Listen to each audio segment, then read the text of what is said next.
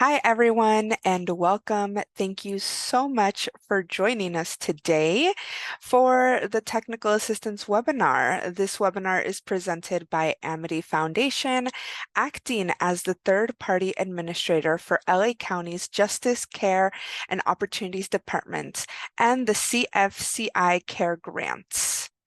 The CFCI, or Care First Community Investment Grants, are the result of ballot measure J, voted in by LA County residents in 2020.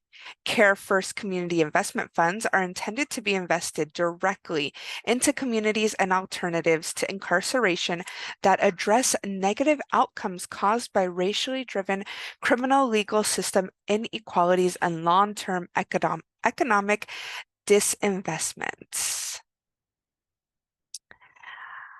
So today's webinar is being recorded. You do not have to be on camera. However, understand that if you are on camera, your image may be captured in the recording. Staying on the webinar represents your consent to being recorded. So I'd like to introduce you to today's presenters, and it's the finance team. But before we get into that, let's go into our centering community land acknowledgement. So at Amity, we incorporate teachings that center the community before we begin our work. Today, we will use the LA County land acknowledgement to recognize the price paid by individuals that has resulted in efforts such as Care First Community Investments. We recognize that we occupy land originally and still inhabited and cared for by the Tonva, Tataviam, Serrano, Quiche, and Chumash peoples. We honor and pay respect to their elders and descendants. We acknowledge that settler colonization resulted in the genocide of the First Peoples. This acknowledgement demonstrates our responsibility and commitment to truth, healing, and reconciliation, to elevating their stories, culture, and community of the original inhabitants of Los Angeles County. All right, so we will go on into introducing our finance team. So I'll just hand it off to Lorenzo, and the mic is all yours. All right. Thank you, Mina. I appreciate that. Hello, everyone. It is a pleasure to be with you here today, to see everyone that's here, to learn about, budget transfer requests, more specifically. Before we dive into that, I just want to let you know that, you're the finance team here at Amity, the third party administrator department. We got four. We have been blessed to now grow to four from one first. We have Silvia Vasquez, who's an administrator, and she's on here. Silvia, you want to say hi? Good afternoon, everybody. Sylvia Vasquez, TPA Administrator in Tucson, Arizona. Welcoming and thank you all for joining this webinar. Hopefully, if you guys have any questions, please feel free to reach out to us and to myself personally. We'd be more than happy to assist you in any way that we can. And then we have Don Dell, who some of you guys already know. We did a joint presentation the last time. Right now, Don is focused on doing other things, as we have over 400 grantees that we oversee. And so it feels good to get some help and to grow our team to better assist all of you grantees. So that's Don, and Don, he's got 30 years of experience, pretty good. And then we just brought on Mr. Sam Sagarnaga, and I will let him say hello and introduce himself. Hi guys, good afternoon. As Lorenzo mentioned, fairly new. I'm actually in my second week, but I look forward to meeting with you guys there in the future. And on a personal note, I'm a 49ers fan. Just want to drop that out in case there's any California people out there. So, yeah, good to meet you guys. All right, thank you, Sam. If I had known he was going to say something about the 49ers, I would not have given him the opportunity to speak. But we'll move on. And then, of course, my name is Lorenzo Gonzalez, and I've been here for a little while, a little bit longer than everybody else, but still learning and always available to help you guys, right? Okay, next slide.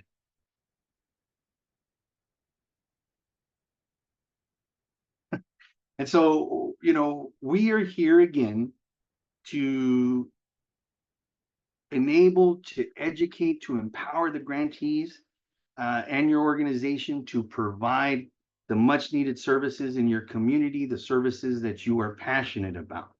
We are not here to, be some kind of an authority or something like that. We're here to help you.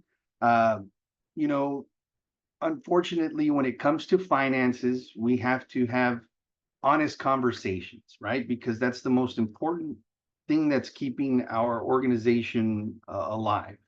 And so I just want to throw out to you folks that we are here to help you to try to justify your costs and your expenses. Of course, we are also doing our due diligence on behalf of the county that funds that provides these funds for you, right? And so as a result, we have to ask questions, and it is never personal.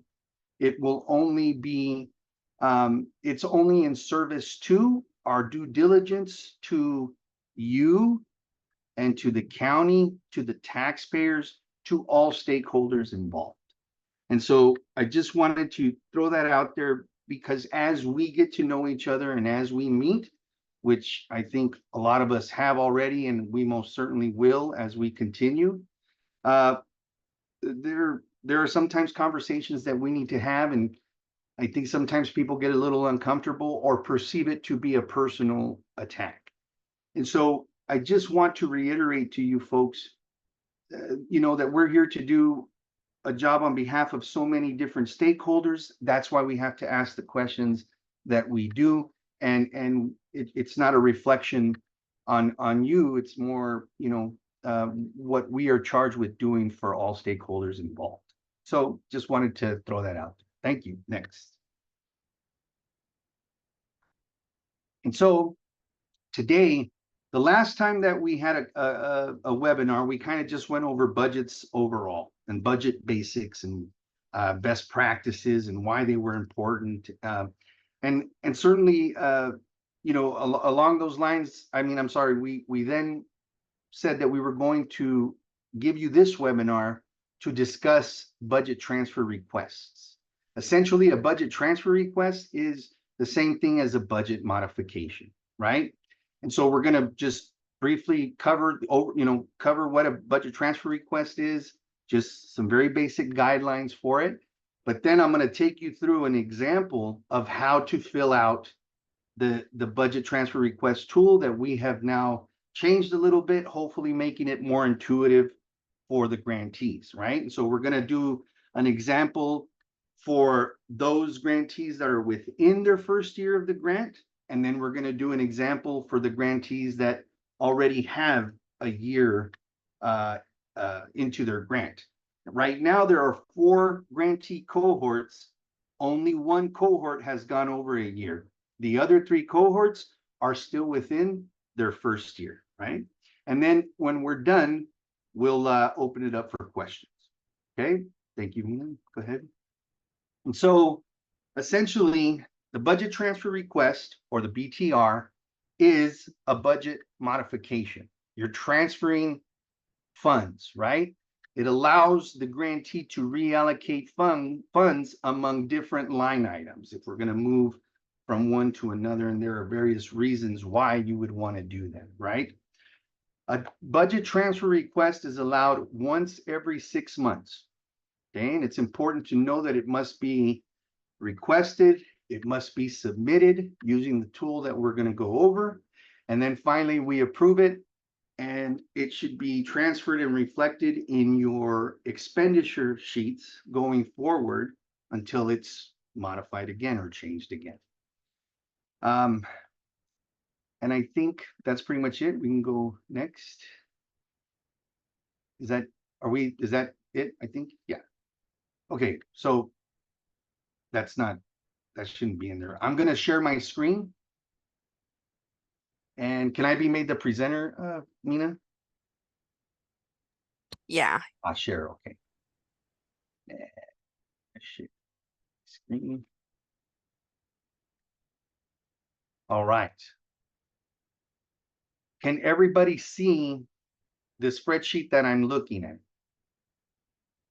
I mean, I didn't, right? And you guys, thank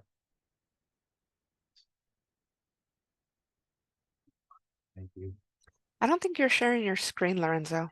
No, We don't see it yet. you don't see it yet? Yeah, it's not coming up. Oh, shit.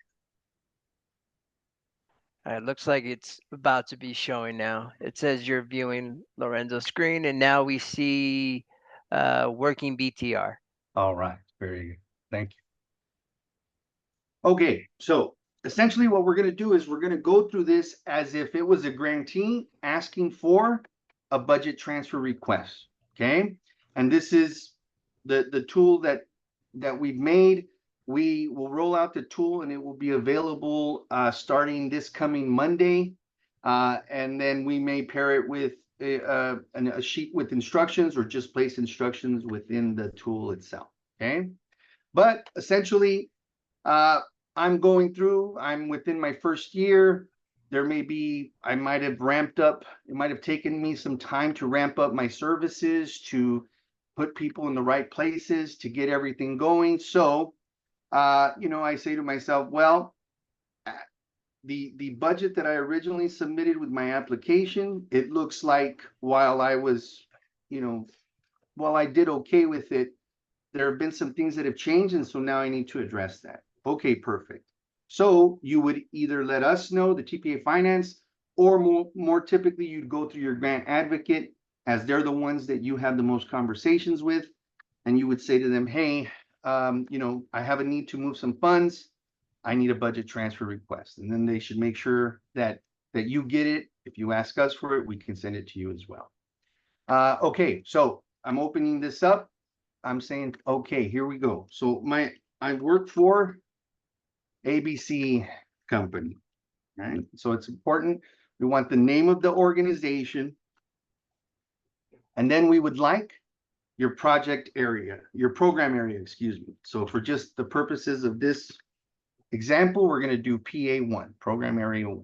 Now, of course, as we've talked about financials, it's always important to stay on top of your financials and know exactly, how much you're awarded, what that means per year, right?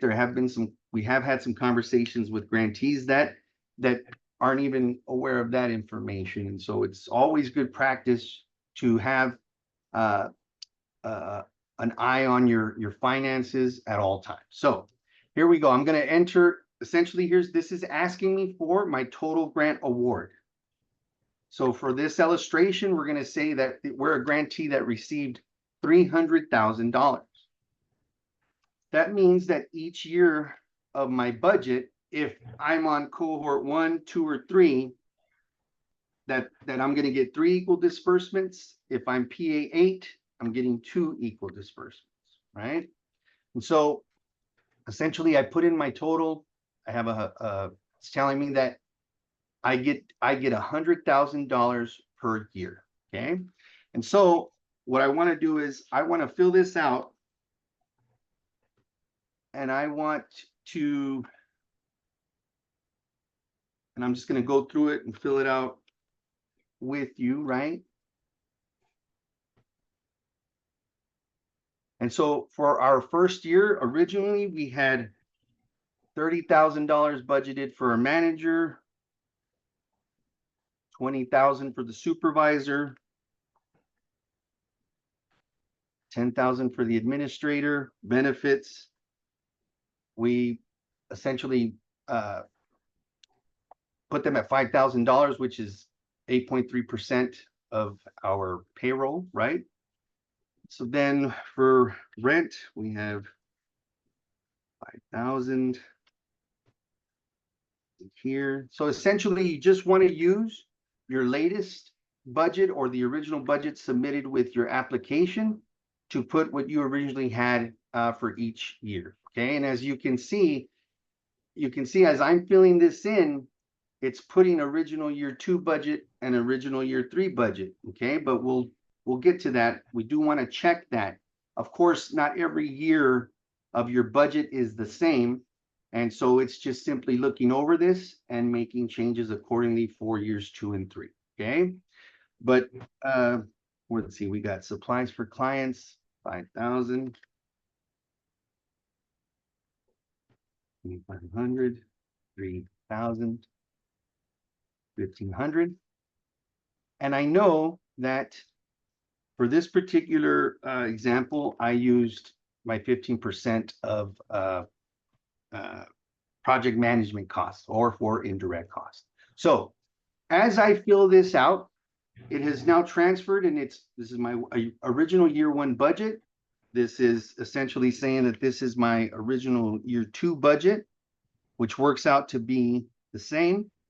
And then I have my original year 3 budget, which works out to be the same. Now, as we look down here, the fact that I have a green here on each of these years means that I am correct in my totals for that year. Okay. So then, but we're in the middle of our first year here. So we say, you know what? I think that we need to reduce the manager's salary by 5,000. So we're going to 25,000, maybe he's working less hours, right? We're going to give Robin $18,000. Alfred's going to stay at 10. But now that we're making these changes and we've reduced these salaries, we know, you know what? We want to bring on a coordinator, right? And so we'll put coordinator here. It's Batgirl. And we didn't have her originally budgeted, but we're going to now budget her at $10,000.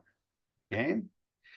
And we still keep 5,000 in here, which gives us a smaller percentage because we increased our total pay, right? Now, as we go through, we're saying, okay, I'm going to take rent and I'm going to leave it at 5,000. I'm going to leave office supplies at 1,000.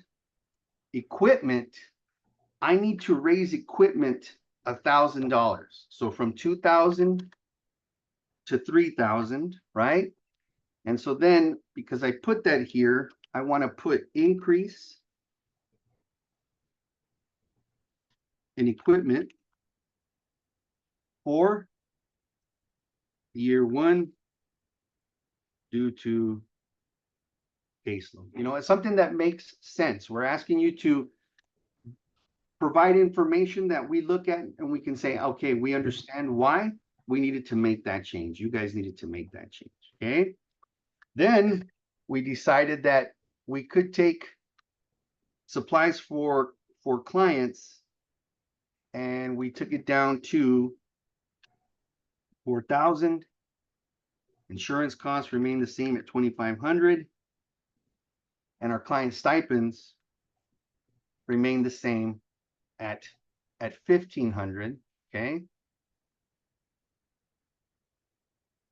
And so again, I'm doing 15,000 of my project management costs. So I know now that I'm green here, and I know that my revised year 1 budget is correct and shows me that I'm getting $100,000 as we're told up here, right? Now, what I did because of now, as we're looking at our budgets, not only did we change year 1 budget, but we also revised year 2 and year 3. Okay. And so as I look at this, we had our original here. This is the revisions that we made, which were brought over from our revisions in year 1. Now they're brought over to year 2 and they're brought over to year 3. Okay. but I can change them. I can change them individually if I need to. So in this situation, our original year budget, our new budget accounts for the coordinator that we hired going forward. Okay, and then you can see here that our coordinator was a new line item, so we put it under here, and we can see that that our coordinator is now included in our year 3 and our year 2 budget, year 2 and year 3. Okay, so that's up here. Now, as I'm going through it, I also decided here that I would need to keep this at 5,000. I need to keep my supplies at 1,000, but I can remove my equipment, right? And so 3,000 is 3,000. We raised it to 3,000 in year 1, but now for year 2, I'm removing it completely. Okay. And then I've gone down to supplies for clients to 4,000. I've taken this has remained the same at 25. I got rid of the subcontractor cost when I did my revision, so it's not here anymore, right? And then as I have not met my annual disbursement amount, and the reason that I didn't is because I need to add an accountant for years 2 and 3. And so accounting services, it's a new line item. I didn't use it in year 1, so year 1 is no longer relevant. I didn't use it for year 1. We're going to use an accounting service for years 2 and 3. And so here's where I would put, I did not budget for it originally, so I have to enter it as a new cost. And I can see that once I have done that, I am now green on my revisions for years 2 and 3. And I can see here that my total amount, my total award for 300,000 is accounted for here in this 3-year budget. I think that's pretty much it where this is concerned. We will go back. We can ask questions about this at the end. Are there any?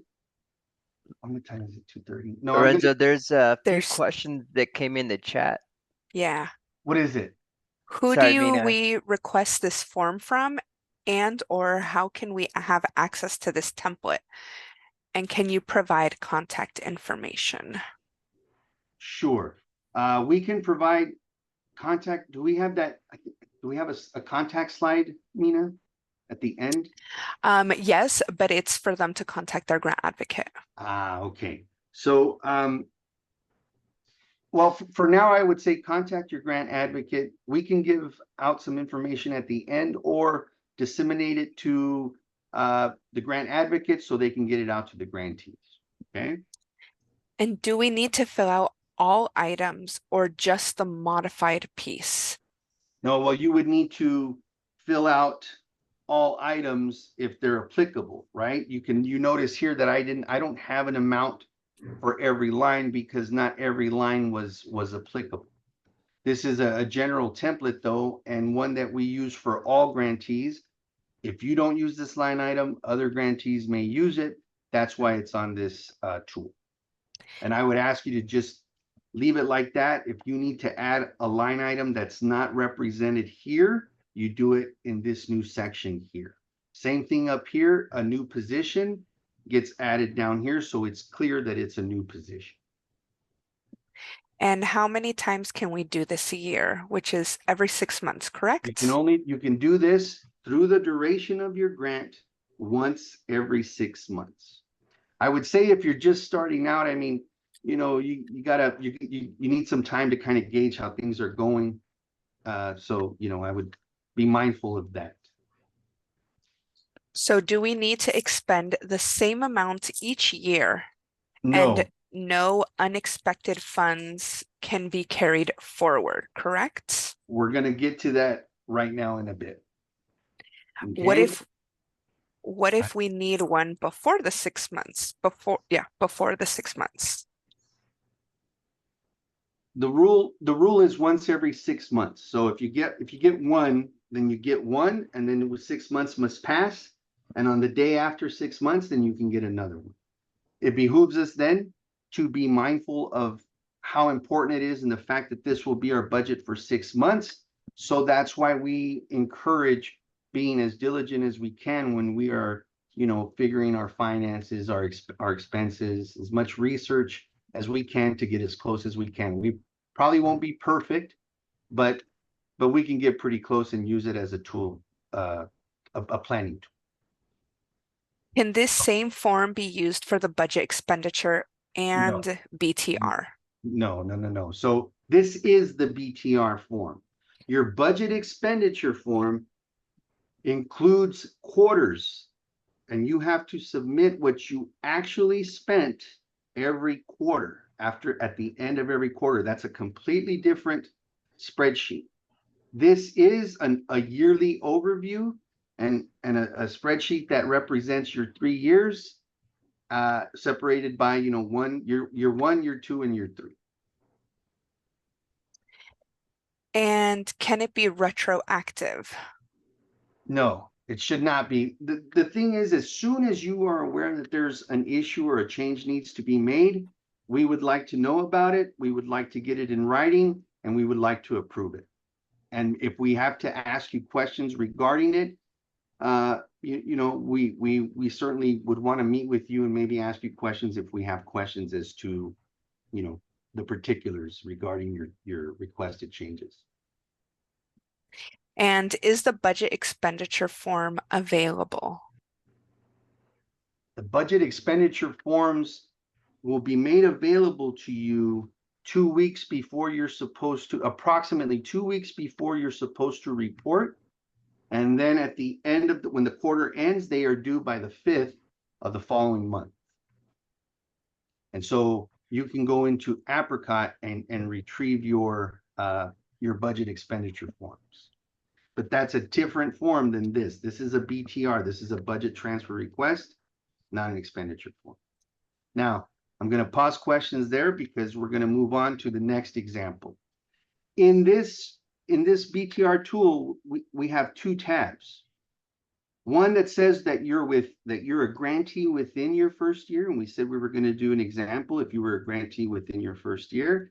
And now we're going to do an example if you're a grantee after 1 year. Now, we did this because as we started to review expenditure forms and actuals that were reported coming in, we started to see the cohort that's already been through 1 year, we started to see surplus funds. Okay, that means that they got a certain amount the first year and did not use the entire amount, so they have some left over. Okay. We do not, I think that we really, we don't really want to see a surplus, but there are many reasons that we have seen organizations have a surplus. They may have ramped up late. They got started late. There were some things that changed. Maybe they weren't able to hire for a certain position as quickly as they thought they were going to, things like that. The surpluses should be manageable. They should be, as least as they can be. We certainly don't want, a lot of, it's hard to get caught up when you have so much that you didn't pay out in the first year, right? So essentially we want to discourage surpluses, and we're asking you to do your due diligence and the best that you can to avoid it. If you have one though, this is how we're going to account for it, because a lot of entities requested a budget transfer request as a result of having the surplus. Okay, now in this example, I'm the same company,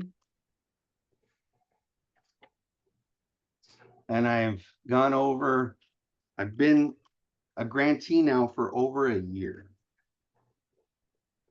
So then my total award is $300,000. And that means that I am getting $100,000 per year. Okay. Now, what I want to do now is, because I've had a year, I'm not going to put my original year one budget or a revised year one budget. The year is done. The year is over. So what we're going to do is we're going to put what we actually spent after year one. Now, this goes along the lines of how important it is to keep accurate, detailed records, financial records that tell a story, that are clear, so that you know down to the penny how much money you have available. Okay. And so in this instance, we're going to go through and we're going to put what we actually spent for the first year. Okay. And so here we spent 28, 18, 10. And you're going to just go through, you're going to fill out your actuals, your actual budget, what you spent, and you're going to fill it out accordingly. That should be readily available because you have already turned in your fourth quarter actuals. After your first year, you've already turned that in, and they should be, anytime you turn it in, it should be accurate, and actuals should never be revisited and changed after the fact. 800, 2,000, 3,000.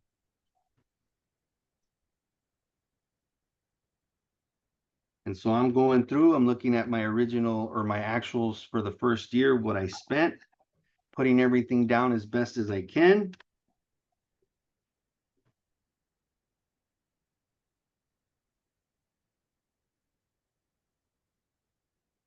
Okay. And so essentially, I received $300,000, which means that I get 3 yearly disbursements of 100,000. But in my first year, I received $100,000, but I only spent 90,000. Okay. Now this tells me here that I did not spend the $100,000 that was dispersed to me. So there's a difference.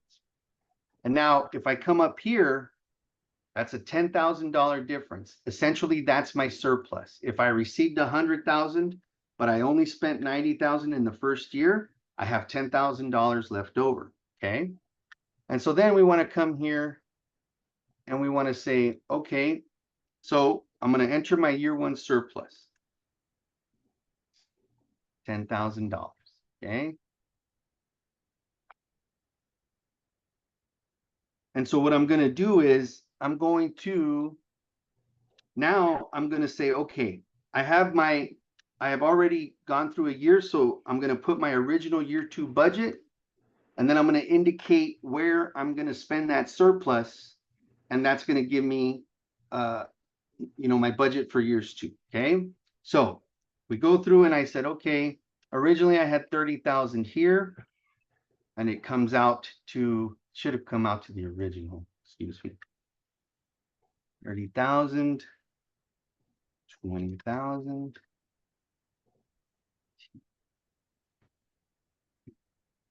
20.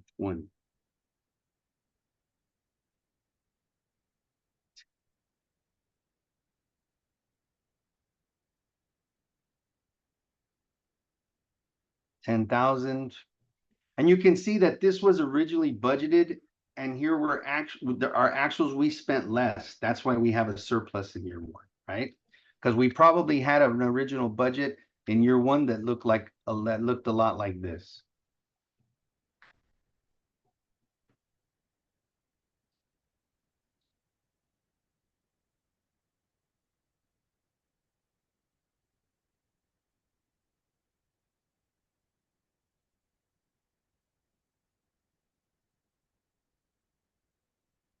Original year two, 5,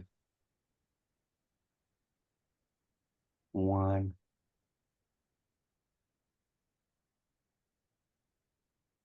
2,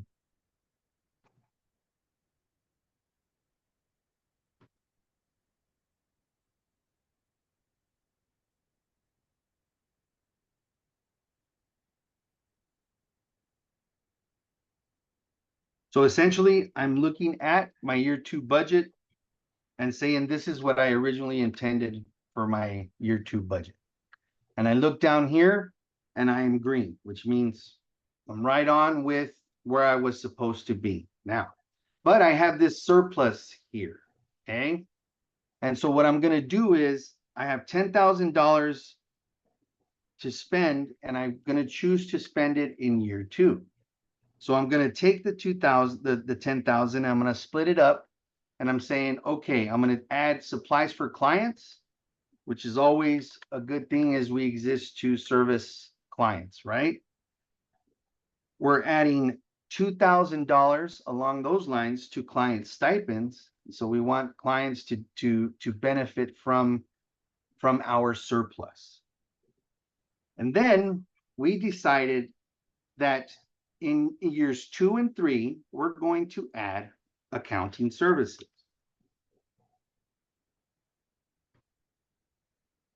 Accounting. And so here I'm going to put add accounting services for years 2 and 3. Right here, I want to indicate that surplus was, I'm sorry, so then yes, we're adding our accountant at 5,000. That satisfies our surplus. So we know we have met, we're green, we have met our surplus, right? And so what I want to do up here is I want to say I'm increasing supplies for clients in year 2. Okay, and then increase client stipends in year 2.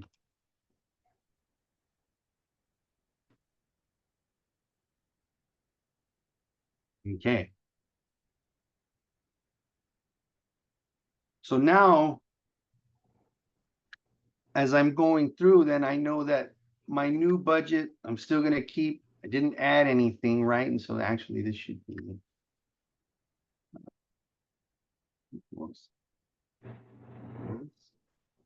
plus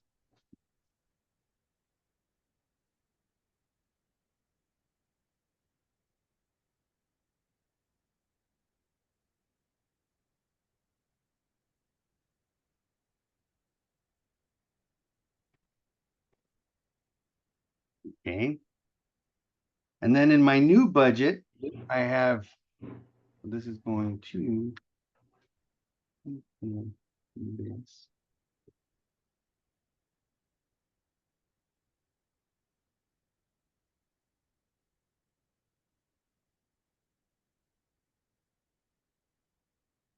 And so essentially now, because I'm accounting for my surplus in year 2, but it's important to note, I'm still only going to get $100,000 in year 2.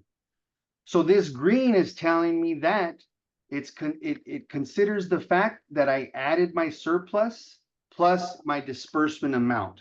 But green lets me know that I have correctly totaled my $100,000 disbursement and I have my surplus accounted for in year 2. Okay. So that's what we did there. Now, we transferred fund because we filled out these the original year 2 budget earlier, it transferred over to year 3. Okay. So we don't have any surplus to add here for year 3. And we only had $10,000 of surplus after year 1. And so we were able to comfortably use that in year 2. Okay. And so here what we're doing is we're saying, okay, my original year 3 budget is right here, and this is my new budget. I haven't added any surplus, so I know that I'm okay right here. Okay.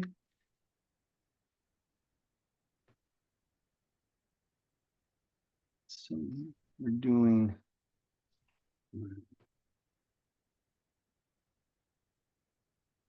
30, 30, 2010, 5,000. Okay, but now I say to myself, in year 3, I have 5,000 budgeted here. 1, 2, 3, yes.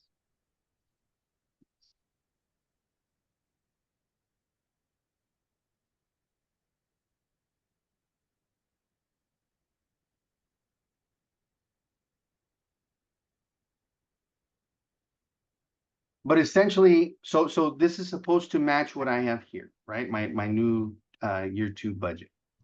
But I need to make changes. I need to make specific changes that are different than what I have here, than what just auto-populated. So I'm going to go through and I'm going to say in years 3, actually, no, I think that's pretty much, that's right. But what I'm going to do is I'm going to say in year 3, I'm going to actually remove $1,000 here. I'm going to remove the $2,000 from equipment.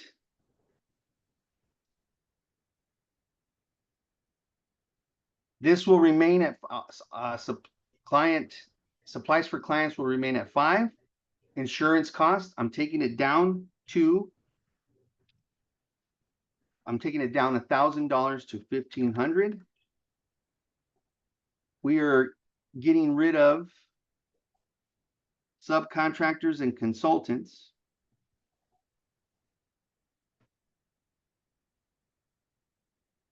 This is now 3,500. I use surplus here to put this at 3,500, but this year I don't have surplus, but I'm going to keep it at 3,500. Okay, but in year 2, I use my surplus, some of my surplus, to pay for my accountant or the accounting services that I hired. So what I needed to do was I made the reductions up here so that I could afford the $5,000 for the accountant in year 3. And we can see here that this is green, so it worked out. And I can see here that I'm right, that I'm at 100. I'm green. Something happened here that's I need to. Let me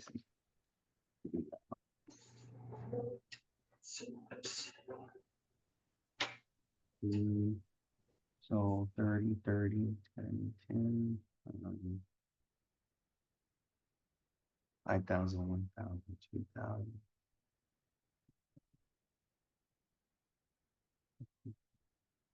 Oh, I didn't add my project management cost. Boom, here we go. So that's essentially how to fill out the budget transfer request if you had a surplus. Are there questions now that we've gone through this part of it? What are the questions? There is a question in the chat. If the expense comes from the same line item, but different reason, like rent and paying for a special use permit, can it be changed at the right time? I don't quite understand that question. Gotcha. Saving all kids. Daryl, can you come off mute and explain your question, please? Hello, and thank you very much. Okay, I'm in a situation where, okay, the rent of the building is 4,500. However, the city of Inglewood required me to get a special use permit, which is going to cost us $1,800. And also getting in there into the building is putting us behind, let's say like 1 month. Let's just say 1 month trying to get the building. So it's $4,500 that I'm not using so far to get it to the building. However, I do have the expense of an additional $1,800 because I had to get the special use permit, get the renderings for, like, they want to see like the site plan. They want to see all that. I had to get all that stuff like that. So that's costing me, like, let's say $10 here, $20 there. But so it's going to leave a amount open, but at the same time, it's going to take away from the amount. So I didn't know if I should just itemize it the way it happened or something like that, if that's a better way to explain. I would say that it's entirely up to you how you account for these kinds of things. What you want to do is you want to tell a complete and whole story. You want all pertinent information to be recorded and available. And so if if you were really anal about that, then I would say you should probably make new line items for that. If you weren't, you could keep them in rent as it's related to that entity, but the records that you keep would have to tell the story as to what it's paying, why it's paying that. Yes, I understand. Yeah. I always pay everything with the company card. I have a specific bank account for this. Nothing else is used there except Mhm. everything from this. So I do have it itemized on there as well, and it will show in my budget and proof of bank statements and different stuff like that. Every single penny is being accounted for. Good. I don't use it. I don't use two bank account, no same bank accounts for nothing. I keep it Right. separate for that reason. I wanted to be prepared. Yes, sir. So I would say yes, sir. In that case, then, you know, I mean, it's up to you. The more complete and accurate you can be, the better off that's going to be for you in terms of audits, in terms of, you know, your taxes, things like that, and Okay. planning. Yes. Okay. Thank you very much. I didn't want to make sure what the I wanted to make sure everything is accurate and satisfactory. Mr. Thank Crutchfield, I you. agree. Thank you. Thanks. And that's all the questions in the chat, That's all the Lorenzo. questions. That's all the questions. So we had hoped that essentially the tool before didn't allow to account for a surplus, and then there was nowhere to really put where you were going to spend your surplus. There was no justification line, and certainly nothing indicating to you that you were correct as far as your totals go. And so we hope that we have made it more intuitive and easier to follow. We do anticipate rolling this out on this coming Monday, and it will either have instructions that go along with it, or some type of instructions within the spreadsheet itself. If there are no more questions, I think that's it. That's it, yeah. So thank you so much, everyone, for joining us today, and for the finance team for coming on and showing us a little bit more about budget modifications. So if you do have any other questions, if you need to get this form, please contact your grant advocate. They are always your first point of contact for anything in regards to your CFCI grants. Right. If And I am anything, putting, I'm sorry, Mina, I'm no, gonna go ahead. put the TPA finance email in the chat. So Thank we you. are TPA finance at amityfdn.org. And you can also reach out to us. But I do agree with Mina that your grant advocate should be your main point of contact for virtually everything you do. Thank you, everyone. Next week, we will be having data and outcomes with our data manager, Rudy. And if you have not checked out our bulletin, it did come out yesterday. It has the calendar of all of October's webinars. And have a great day, everyone. Bye. Thank you. Bye-bye.